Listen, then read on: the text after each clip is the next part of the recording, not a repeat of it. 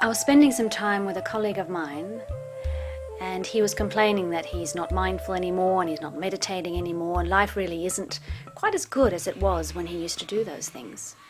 And all of a sudden he stopped in the middle of a sentence and said, "Oh, listen! Oh, listen!" And he was pointing out certain bird sounds. And it made me smile because, of course, right in that moment, he was experiencing part of mindfulness. We all know how to be mindful. Just take a look at the way that children automatically become fully absorbed in the simplest things, without wishing that a single thing was different. We're all born with that. And then life gets in the way, and we lose our ability to just be. Through her company Creative Transformations, Charlotta Torup-Owen is on a mission to bring peace, interior freedom and aliveness back into the minds of her clients. You know, I think we have so many demands on us, more than ever before, more than my grandmother experienced. We feel we have to be a perfect partner, a perfect parent, a perfect friend. We have to be a success. We have to have lots of money in the bank, you know, a sizzling sex life. We have to have a fantastic house. We have to look good. But it's really an illusion that we'll ever get there that way, because our mind is always in a state of wanting.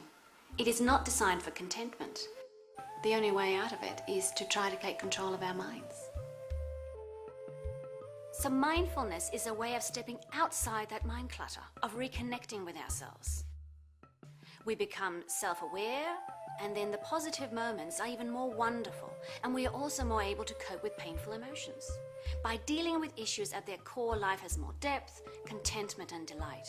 Anxiety and depression are reduced, and we can choose our reactions instead of being a slave to them. So, how does one rediscover mindfulness? Is it a difficult skill to learn? Can anyone do it? Lucky for Charlotta's clients, a very simple place to start is the chocolate box.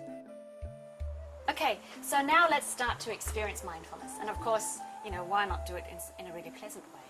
So the idea is that you take a chocolate. So would you like to take one and pass it along?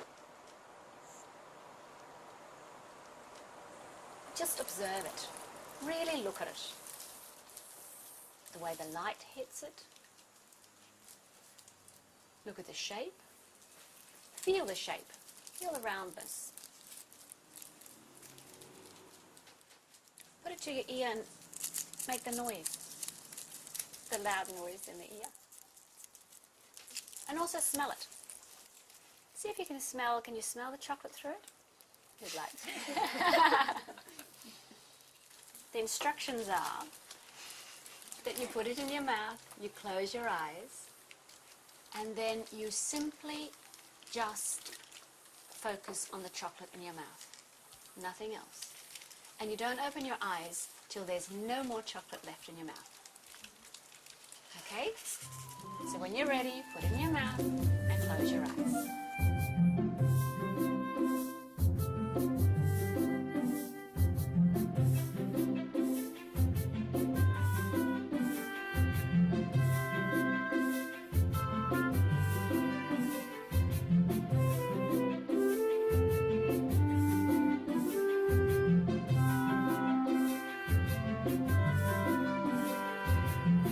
What did you experience? Creaminess, coolness, the taste,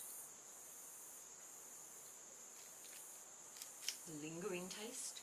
It took a while before it was gone, so you could really get into it. Just I don't like chocolate. So, but the amazing thing was that I think I experienced chocolate, whereas I think previously I've eaten it very quickly because I don't like it. Whereas this time I really noticed how velvety it was and how all my girlfriends rave about chocolate. I could see why they rave about chocolate. Mindfulness, of course, is about a lot more than just eating. Imagine for a moment you've got this beautiful, juicy lemon. You take a slice of it, you put it in your mouth, and you squeeze. What do you feel? Most of us feel the saliva rushing in keen anticipation of the sourness. So just imagine that.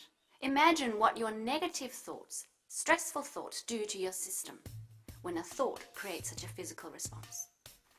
Positive thoughts also create positive responses. Flavour from the top of my tongue to the back of my tongue. And the This group may not even realise that focusing on the pleasure of chocolate also spills over to a better physical well-being.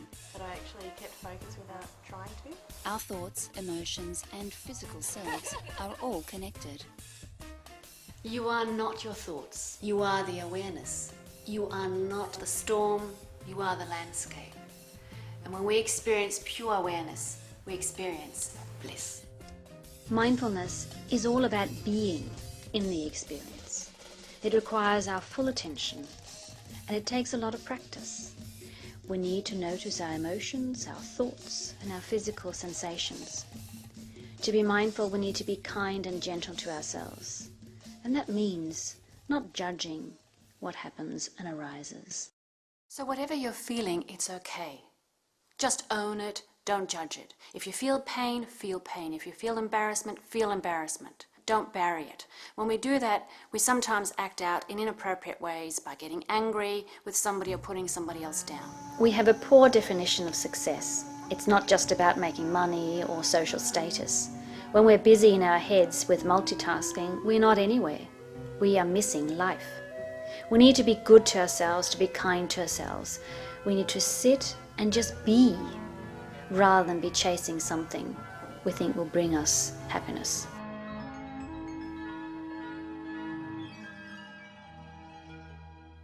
Charlotta's challenge to this group during the next 7 days is to centre themselves and, whenever they eat snacks or treats, to cultivate an awareness around that So experience. just staying centred on just the chocolate and nothing else. That's good. It's the first step towards awareness and a complete brain rewire.